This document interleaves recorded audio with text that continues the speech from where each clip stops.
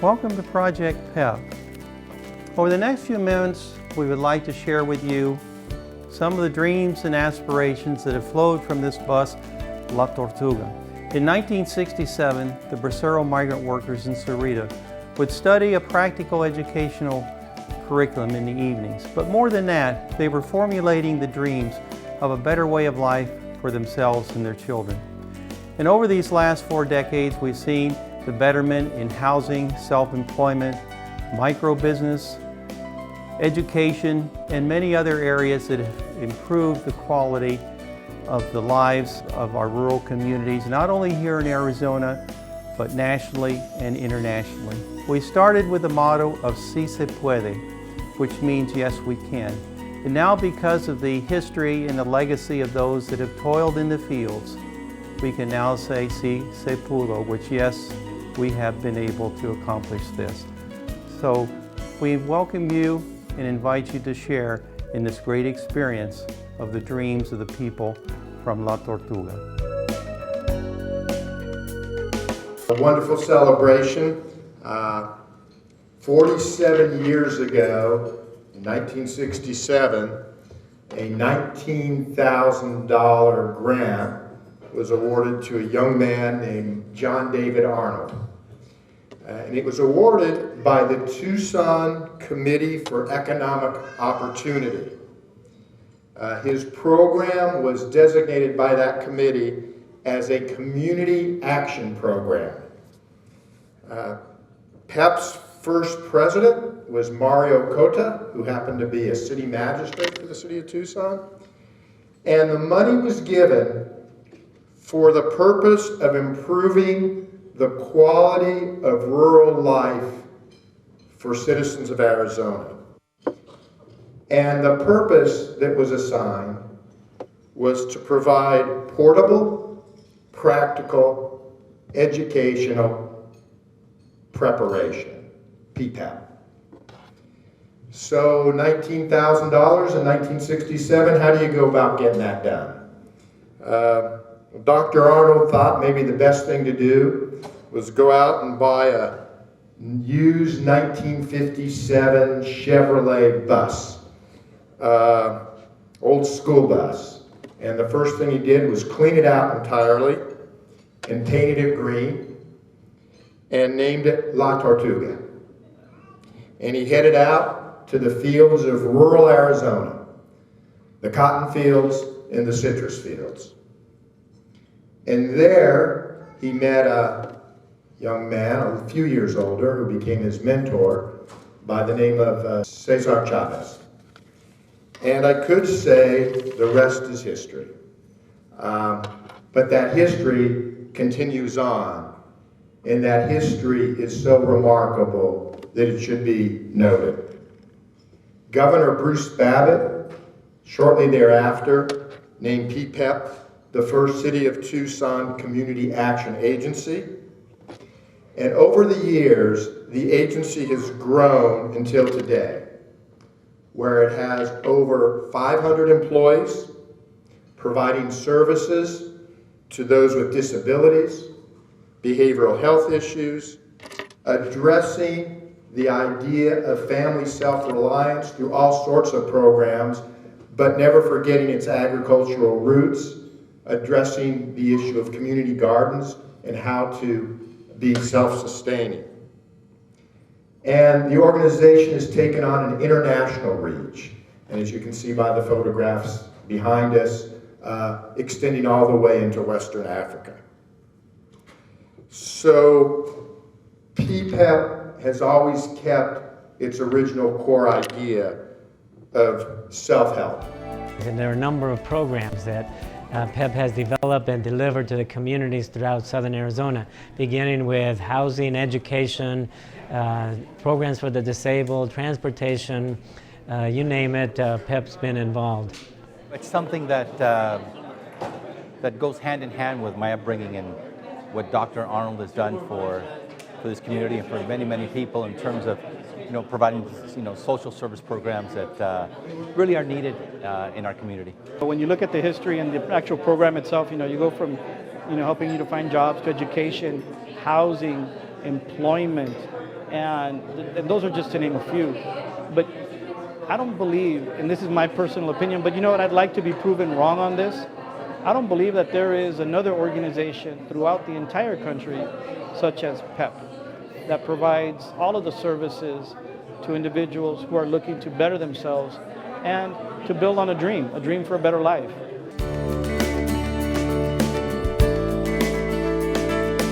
Summertime means plenty of fresh vegetables and fruits in your favorite produce market. We enjoy some of the cheapest prices in the world. And as Michael Kalman reports, it's because migrant farm workers are some of the lowest paid people in the world. There are more than 5 million men, women, and children in this country who follow the growing seasons, traveling from farm to farm, job to job. They are the migrant farm workers. The employment training programs do a number of different things with farm workers and then also in the general population in conjunction with the one-stop. So we're working with farm worker adults across the state, mostly in southern Arizona. It's giving them that opportunity to go back to school to learn things, because what's happening is a lot of times the young people, the farm worker children, are teaching the parents and the families there, and so it's giving them an opportunity to re-educate so that they can communicate with their own children when it comes to education and going back to school. This is Eyewitness News 4 at 5. The new Farm Worker Hall of Fame was unveiled right here in Tucson. The idea is to recognize the people who have put food on our tables for day after day for generations. Hall of Fame shows the changes through the years to the farming industry, much like these sports halls of fame. We're standing above the Arivaca Community Garden. My name is Bill Stern and I'm the farm manager here. This program started in 1998 and it was created to serve the communities of Arivaca, Amado, and Green Valley. And our main purpose is to provide training and education to the people in our community about sustainable organic farming and to make sure that there's always plenty of fresh produce available to the people here. These turnips are a Japanese variety of white turnips that are excellent and they're very popular at the markets. They have a really, really nice mild flavor and we sell a lot of these and we've been growing these for many years. Dr. Arnold is impressive in the scope of the way he thinks. He's taken one small thing over 40 years and turned it into quite an amazing place to work and an operation that just has a great deal of impact on the people in Arizona and in Mexico and all over the place. There never seems to be some sort of end wall to where he wants to help people. It just keeps expanding and expanding.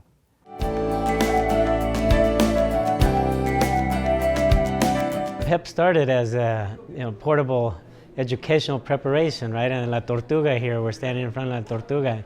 And it continues to provide education for the last 15 years through PEP Tech, which is a charter high school with 11 sites throughout southern Arizona, beginning all the way in San Luis, here in Tucson, a lot of places. And these are students who may not have other opportunities. Or else they've been participating in regular high schools, public high schools, and for one reason or another, it hasn't worked for them. And PEP provides a second opportunity. I went to school in Jose Yepes Learning Center, which is a PEP Tech high school in Somerton, Arizona, which is mainly a farm worker community that is approximately 15 minutes north of the border of Sonora. Well, PEP Tech high school was different in the sense of the smaller class ratio, and also the sense of motivation that the teachers have with the students. They have a closer relationship, not just educational-wise, but personal-wise as well. They help you be able to solve any problems that you may have, not only in school, but outside of school as well, with any counseling. It comes from the heart, okay. Based on my relationship with PEP and the great job that they have done here in education, when the regular high school closes its doors in our youth, they do have a hope, and that hope got a name. It's called PEP. And I see the parents struggle with their kids, and I see the kids struggle in a regular environment, in a regular high school. But when they go to PEP, you can see the parents relax, you can see the pride on the kids. We started a new program really to develop leadership in our schools, leadership from the principals down to the teachers, down to the classroom, that which was going to create, which our objective, a culture of higher expectation within the classroom. And with that culture of higher expectation, we develop student retention. We have an environment in which the kids want to be at, they want to come, they want to stay, they want to develop, they want to get an education, and they want to get an education from us. Part of that is a new program, which is a blended learning program that we're pushed out into 3 of our sites, here on the east side at Victor Soltero School, out in Casa Grande at the Alice Paul School, and then here as part of our night program, which is expanding. This kind of program really gives us the best of both worlds for reaching the kids that we want to reach, because it gives them the flexibility that they get in sort of competitive programs which are online. At the same time, they get something they can't get in those online programs, which is support, which is direct support, mentorship, immediate access to a highly qualified teacher, and a general sense of sort of academic safety and integrity. PEP has been an absolute asset to Casa Grande. For those kiddos that struggle in other situations, who are trying to balance a family, trying to balance a work job, for my kids, this is a place where they can excel. They get their one-on-one, their small class sizes, and now with this blended instruction, my kids who want to absolutely finish and move ahead and get on with the rest of their lives and do great things, PEP is the place to be. PEP plays a vital role in this process. There's a significant number of students who, for many of the reasons I mentioned, the social, the economic reasons, the work and family realities, the children are not focused on education.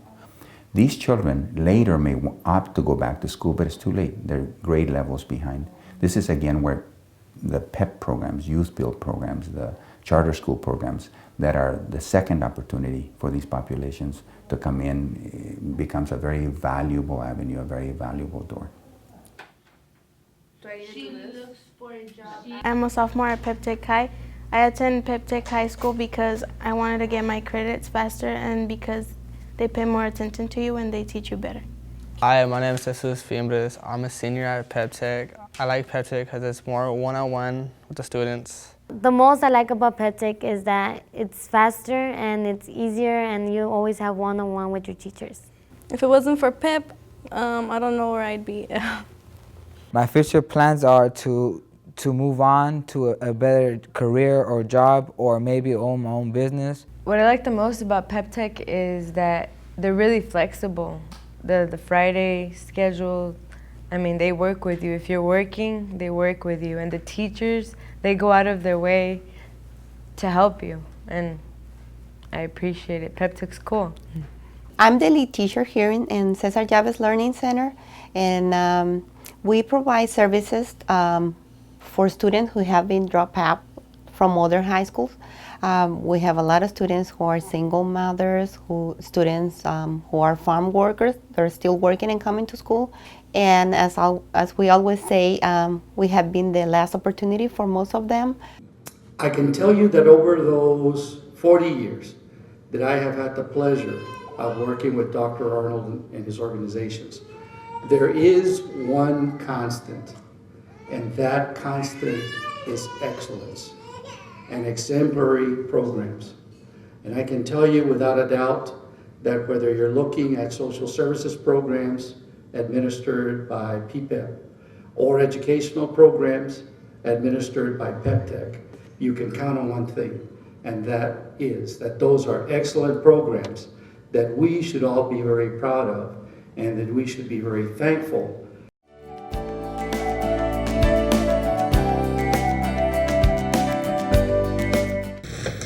With the support of the federal government, 110 farm workers from Yuma County graduate with their general equivalency diplomas. A great ceremony tonight. Ty Greenfield found out why Yuma's practical education preparation program is so successful. Ty? Jim and Perrette, many of the graduates you're about to see won't let a full day of hard work underneath the hot Arizona sun stop them from getting the most they can out of life. Dr. Celestino Fernandez knows what it's like to come to the United States and not know English. In my own experience, I was quite scared of not knowing a single word of English, and everything was in a foreign language. Fernandez went from working the fields to earning a degree at Stanford University. He spoke at today's PEP graduation because he believes in the program. In the off-season months, when there's less produce to pick, Yuma's job market tends to be as dried out as this field.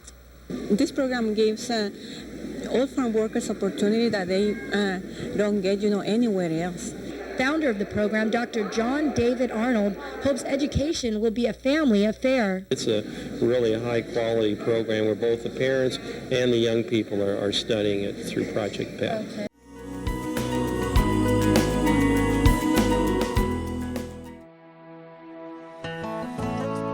Experience the elegance of our lavish landscaping.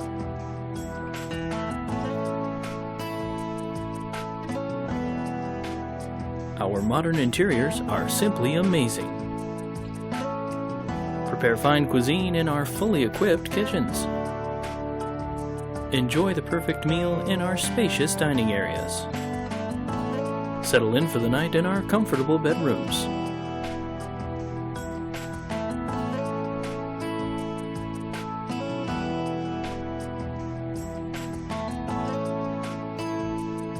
Our community environment is a picture of serenity.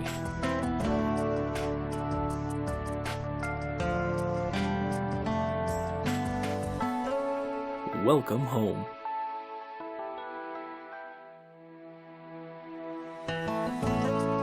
Experience the elegance of our lavish landscaping.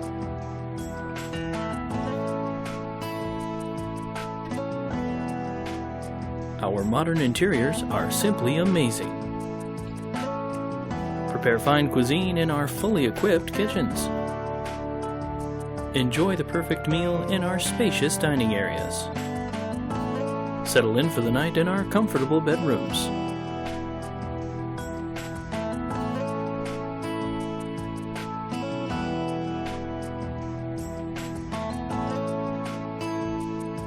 Our community environment is a picture of serenity.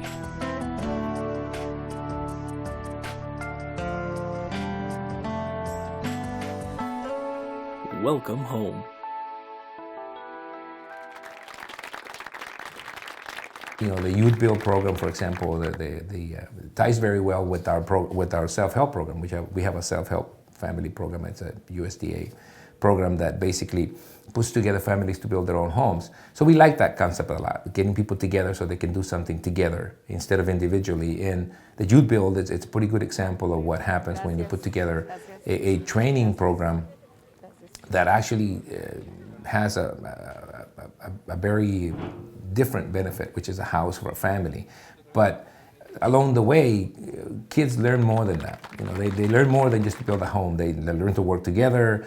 They get their schooling done, and they learn a trade, which is something that essentially it's if you don't have the educational background, you certainly need to get the training, the vocational training. Youth Build is going strong, and it's all because of the people that are sitting here and all of you that were recognized because of our outstanding partners, our outstanding community members, and the people that support us and work with our young people and supporting them for a better future in education, and the Youth Build staff. But of all, Jesse Lopez has been just an outstanding asset to this community and to this program. We started this program in 2003. This program is designed to the teenagers who drop out from the high school for the age of 17 to 24 years old. Men or women who want to apply, they qualify under Department of Labor, like have the income from agriculture.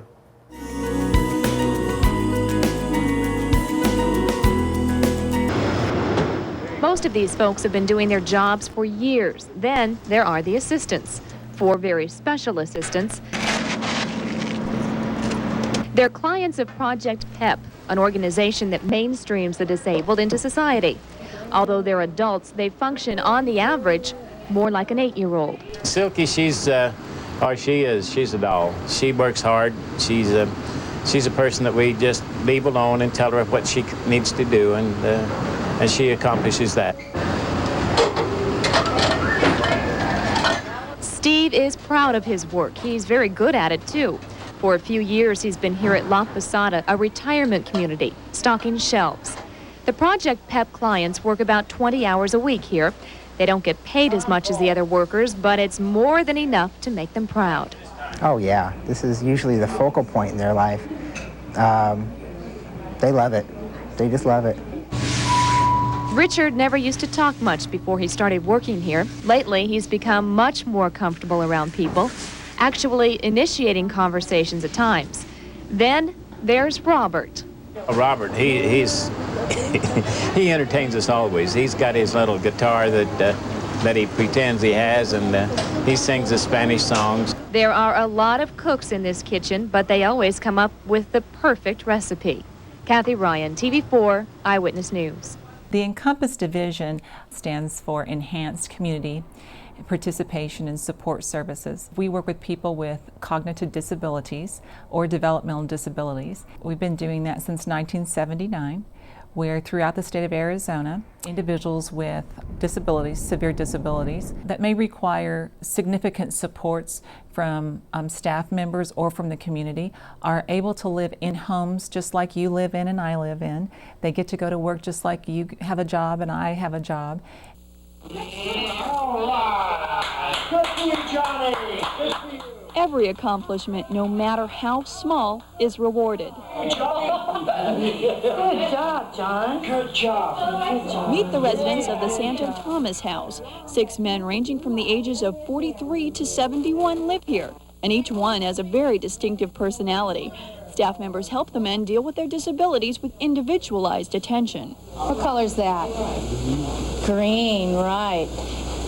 You want to put the green one in? Okay. Yes, Ron's favorite is to work with puzzles. Ron did this all by himself up until this point. He fits the pieces together really well. Some of the men were institutionalized when they were younger because of their disabilities. Others stayed at home until their parents could no longer care for them. These guys are learning stuff every day, just like me and you. There's new experiences for them. We go places that they haven't been, and I find that in my own life it's the same way.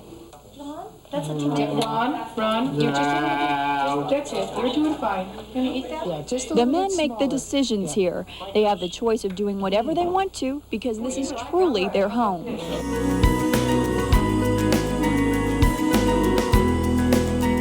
I believe that the change has to come from within that person. It needs to be a personal change or a willingness to try and figure out what is the situation or what the problem is. Jorge and Rosario have been together 3 months. They admit it's not been easy, but they're willing to work at it, one day at a time. And with the tools they've learned in counseling, they feel they can only succeed. Both will be going to marriage counseling as well. It's real easy to get in trouble, and it's, let me say, hard to get out. That's what Tyrone Cisco says happened to his stepbrother, Willie Rogers. Rogers is one of 3 Reedo teenagers charged with murdering a Tucson convenience store clerk and robbing 2 stores. Rogers' mother says her son had too much time on his hands. Well, right now we're trying to do the best we can for William, you know. And it's just something that, you know, it wasn't jobs. He needed, you know, these children need support. You know, they need someone to stand by them, you know, and help them, guard them, you know, and stuff. And the Realito doesn't have this. I think I should feel privileged for my mom, for my parents, both of them, my father and my mother. I don't really see parents really getting involved with their sons or daughters, you know, sitting down, talking to them, you know, making them understand what, you know, if you don't get an education, you know, there's nothing in life, you know, out there for you. I came through the public school system, and I came through because I had a family that was supportive of education. I had older brothers and sisters who told me that I was going to go to school, woke me up and made sure that I did. And so that it was not so much the system as my family that had that support. Living on a reservation rather than in an urban area isn't necessarily the answer. Frequently it adds to the difficulty, says Baya. On the reservation, we are dealing with such a gap. For example, from grandma to the grandkids, because the kid is tied into the TV, and the grandma is trying to raise the traditional mode of a family. So you have those values that are conflicting, and that pulls these young students. So that's where we see a lot of Indian students really lacking direction, lacking, you might call a vision of what they want to do down the road. So it's a complicated thing, but nevertheless, it's something that needs to be addressed.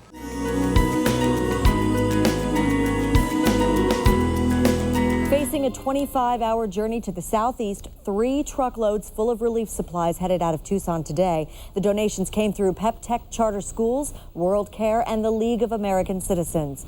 Armed with sleeping bags, water, clothing, medical supplies, even pet food, the workers hope to reach areas that have not been touched by government aid. We know that the situation is just total squalor, devastation that's unimaginable. People just have no concept of what is hit down there. Certainly the biggest catastrophe of this nation. Hurricane Henriette is long gone, but the effects are just now being felt just south of the border.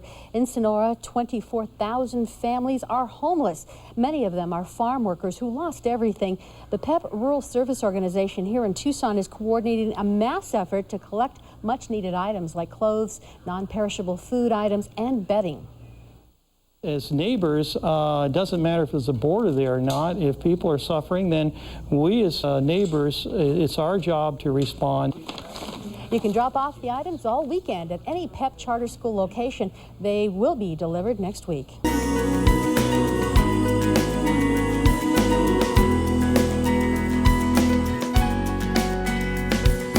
The PEP Micro Business and Housing Development Corporation has made more than 1,000 loans to rural Arizona entrepreneurs. We're calling it a bridge into the 21st century.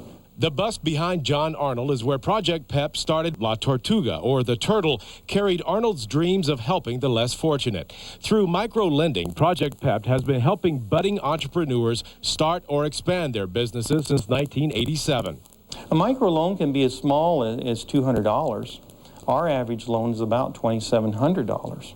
Microlending is about giving people with low incomes a chance to pursue a dream of owning their own business. In fact, the federal government encourages it. They've put up millions of dollars for microloans.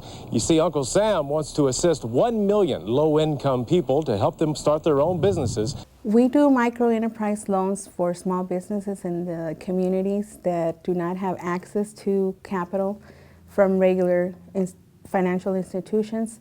We do also training along with the loans that we provide to them. There's one specific one of this lady that started out with a very promising and enthusiasm about starting her own business. She started out of her home, actually out of her living room.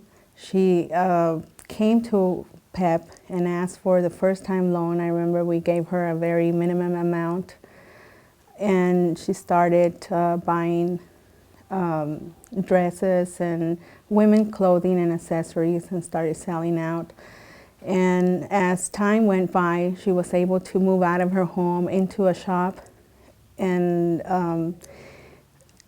this was a very small shop. Then she moved on to a medium-sized one, and right now she's in a bigger place and has created jobs. Welcome to Bella Fashion number 2, located in Yuma, Arizona. I'm very proud about my new store because I have a very good location and more space, and we have many more clients, customers. I'm so grateful because about 45% of 43 businesses in this shopping center that I started is a micro business to help our people get ahead. It's a total success because of the program, the micro loans that Cecilia Torres is running for PEP. And it's an outstanding program. Ruth Alvarez owns an insurance and title business in Nogales, Arizona. She opened 7 years ago and now has 4 full-time employees. But there are times when Alvarez needs a small loan for business improvements or just to get by. However, getting a small loan through the bank can be a hassle. So when Alvarez found out about low-interest loans available through the Micro Industry Credit Rural Organization, she took advantage of it. You know, there's some off months, the tourists are off and season's off, the produce season locally.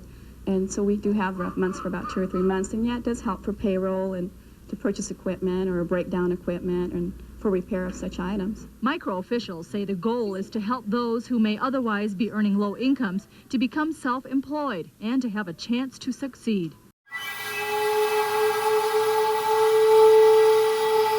So definitely Nigeria being one of the most populous countries in Africa, if people get to know the best way to live, they spread the good message, and I think it will go a long way to help the continent and Nigerians in general. Well, we believe he can do a lot to help the teeming population who are almost dying now on diabetics.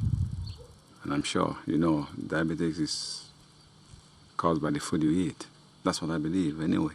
I'm not a medical doctor, but I believe that most of the things we eat contribute to the fact that we have diabetes in our lives. So his visit to Nigeria will really help the people understand and learn the best way of life to live, especially relating to what we eat. Francisco Panza, Director General Adjunto. I have a personal letter from the Secretary of Foreign Affairs of Mexico, Ambassador Patricia Espinosa, who is very aware of the job Dr. Arnold has been doing all this time. I take advantage of the opportunity to recognize the outstanding job PPEP has done under your leadership. I have no doubt in my mind that your commitment has contributed directly to increase the quality of life of our community. I have received reports that in close collaboration with the Mexican Consulate in Tucson, Arizona, you have achieved important goals in the educational field. You have my deepest and most sincere recognition for your dedication and commitment. I invite you to continue with this important educational cause in favor of the migrant community. Sincerely, Patricia Espinosa, Secretary of Foreign Affairs of Mexico. From the government of Mexico to PPEP, for the outstanding job you have done. Dr. Arnold, and keep La Tortuga rolling as you have done for the last 4 years.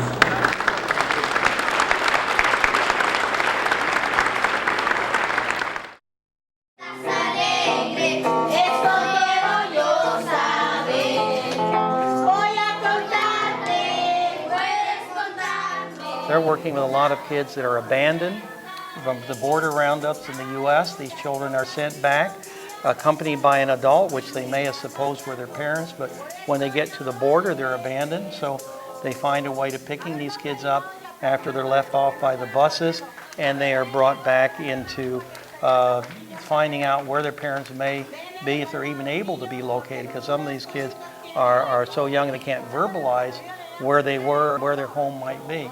So there's some very serious things going on with children in this part of the country on both sides of the border. This place is for us a home, not really a center. We have established the model of a home for the children, young adults, and the children of the community that come here. Family is very important, and we have that sense of family here. Because education liberates us. ¿Qué carrera están pensando algunos de ustedes? What career? Por ejemplo, ¿tienes tu idea qué quieres hacer? Diseño gráfico. Design graphics. Maestra. Education? Engineer? Pastor. Then we'll be a minister, pastor. Engineer? What people? Yo, policía.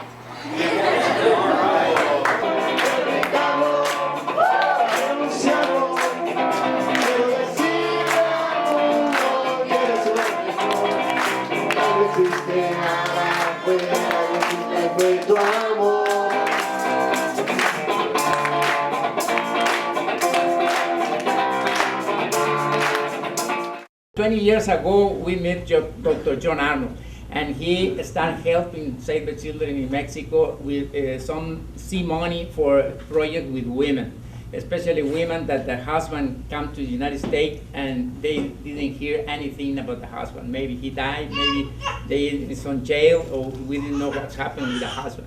And the mother needs to raise the children in Mexico. And Dr. Arnold started helping. I'm showing this program because sometimes you don't know, or the staff maybe don't know in PEP.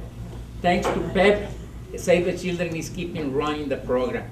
And you are not spending any money in Mexico just because the good relation, PEP is working with us in different organizations in the United States or government. We are keeping the program alive in Mexico.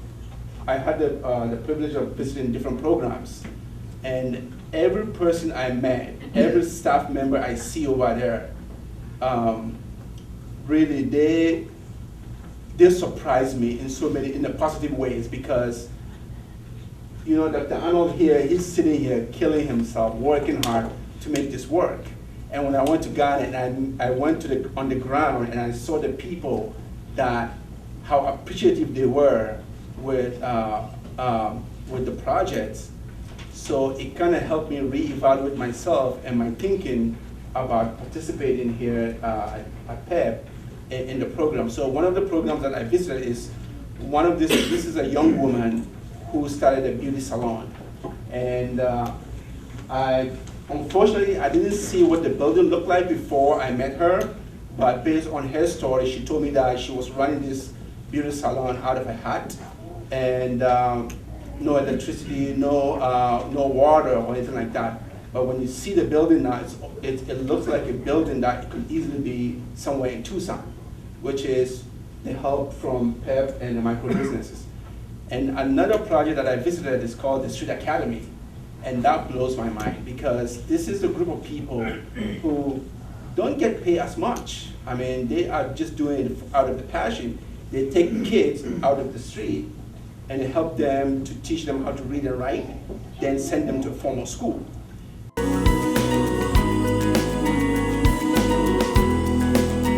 I've known John Arnold, Dr. Arnold, for a lot of years, since I was first city manager in South Tucson, and then when I was county manager. And in those days, John was always looking for funds to promote issues related to the farm workers and people in rural areas who needed assistance. In all those years, I grew to admire John's ability to reach out in areas that were less accessible to just regular services and healthcare and all kinds of service delivery that people in government and public service, you know, we work at providing those, but it's tougher in rural areas.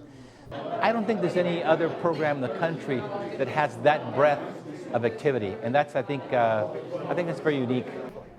PEP and its management team have a very strong track record of operating in easier times and tougher times both, and their track record is very strong, very good, and they seem to be able to manage money very well and anticipate problems like reductions in funding from government agencies ahead of time and position themselves to be able to accept that and keep on going. The audits have been very good, have been very clean, and reflect a sound operating company.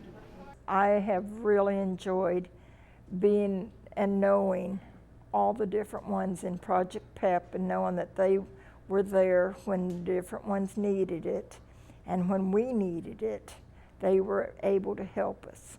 Without Project PEP helping us, we would have not been able to do the things that we've been able to do.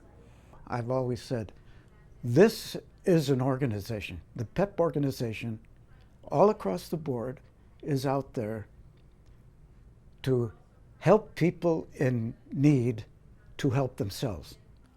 Project PEP has helped my community since 1978, when we started back then as self-help housing project. Back then, we came to Project PEP, most of them farm workers from the pecan growers in Saurita area, and Project PEP was able to help us, including my family, build our own homes.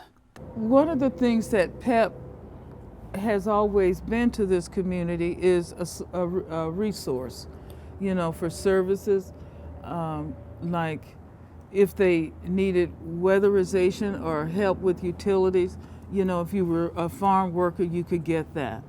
And one of the things that PEP did once it got off the ground and got started, they have a training program, you know, where they could teach skills to the ex-farm workers and, you know, people who wanted to get their CDL license, they could also do that. Me and Dr. John Arnold met together when I was involved in the mural movement in the early 80s, and he was very impressed with my work.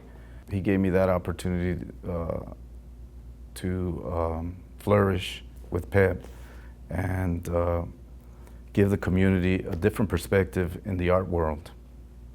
To be working on the farm, that is really hard. I mean, you could work there 2 years, 5 years, and it's like if you had to work 15 or 20 years. It's really a back-breaking job. I mean, and the pay is not there, and the conditions are not there. I mean, it's really tough. It is. So we're very grateful to work with PEP. We've supported them 100%. We are working with them to try to expand their operations because there's so much demand for it. So we want to definitely continue that relationship, and we've helped them, assist them during hard times these last years because there's been cutbacks, and we want to make sure that they continue that. So we've, out of our general fund, had contribute to those programs so they continue that. I just want to congratulate you on this wonderful day and for your 50 years of fantastic service to the world community, really. Great. Well, thank you so much. My parents have been working in the fields ever since I know. My dad has been working since like the 80s, and when I draw things for this contest, I always think of them and what they do for us because they've done a lot for me and my family, and it hurts, but it's also like pride because they break their backs in the fields for us to have a good future, and that's basically my mindset when I'm drawing these things. Because, when I was drawing this, the colorful things on top, they represent the ideas and the hope that they give me and my family for the hope they give us and what they do for us, and that's basically the main idea, main concept of my drawings. The strategic plan. We did a survey of all of our employees and conducted an analysis. We had a 2 days planning retreat. Some of our board members were part of that. We had the appreciative inquiry. That was to get at what are some of the core values that PEP has had that makes it what it is today. Then we had the adoption of the strategic plan, not only by the management team, but also by the board as signed by Gertha. I'm just so proud, personally proud, to be a small part of this great organization and being part of your family in terms of what you've done, again, for so many years. So I wanted you to know that.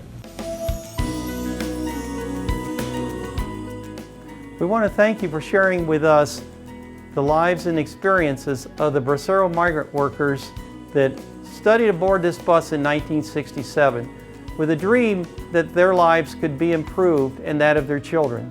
And the projects that you have seen have the steps that have been taken towards self-sufficiency and a better way of life. Now they can say with pride that beyond Se Puede, Se Pudo. Thank you.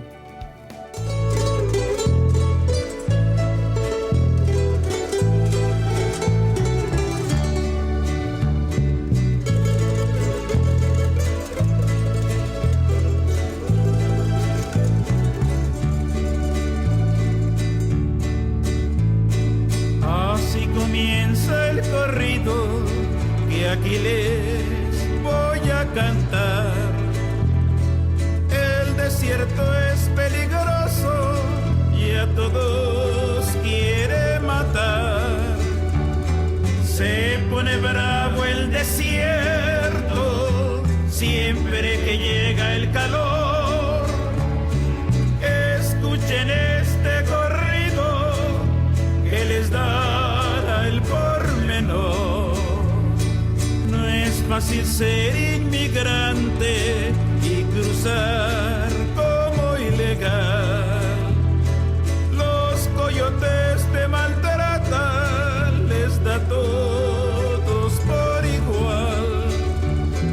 Ni de día ni de noche hay clemencia en el desierto. De aquí pocos salen vivos, cada año fallecen cientos.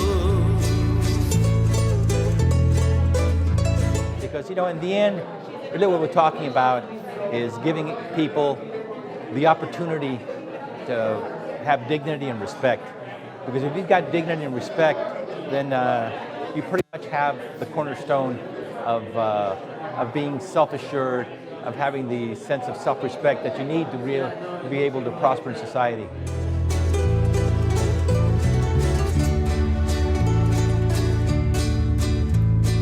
El desierto y el calor no es buena combinación. Muchos encuentran la muerte por la deshidratación. Esto tenganlo presente, no se les vaya a olvidar que por ganarse la vida muertos pueden terminar.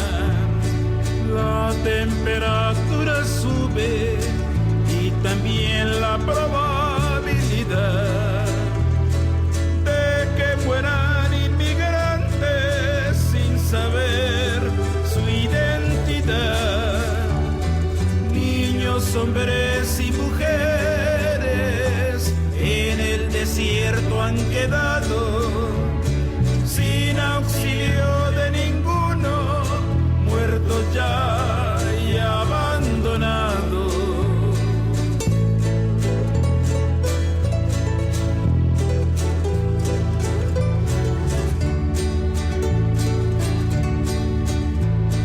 Queremos que el inmigrante nos escuche y nos entienda. No queremos que no vengan, simplemente que no mueran. Nuestra meta es impedir las muertes en el desierto. Con el calor sube el riesgo, eso ténganlo por cierto. Si quieren sobrevivir, préstenme ya su atención.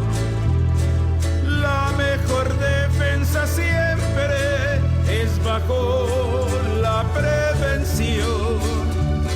Vuela, vuela palomita, párate en aquel pitayo. No es lo mismo ir caminando que montado en un caballo.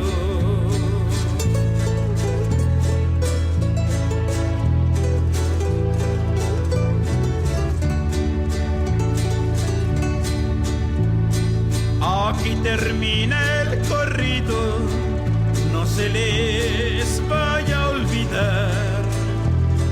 Protéjanse del calor, si el desierto hay que cruzar.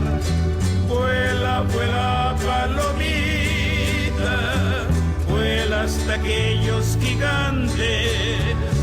Sigue rogándole a Dios por todos los inmigrantes.